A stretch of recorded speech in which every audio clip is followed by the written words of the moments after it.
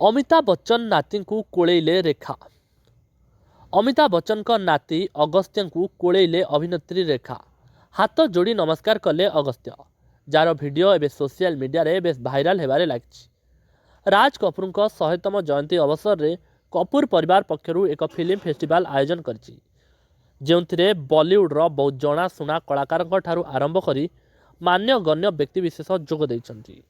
एही अवसर रे अभिनेत्री रेखा मध्य जोग दैछन्ति। एक स्वतंत्र शैली रे पोशाक पिंधि रेखा ए कार्यक्रम रे नजर आसतिले। एही अवसर रे अमिताभଙ୍କ नाती अगस्त्य मध्य ए कार्यक्रम रे जोग दैतिले। आ अगस्त्य को देखिबा परे रेखा तांगु कोळेई नेतिले। अगस्त्य मध्य सम्मान जणाई तांगु नमस्कार करथिले। अन्यपटे राज कपूरଙ୍କ पोस्टर को देखि रेखा भावप्रवण होइतिले। 13 तारिख रु आरंभ होई ए फेस्टिवल 15 पर्यंत चलिबो।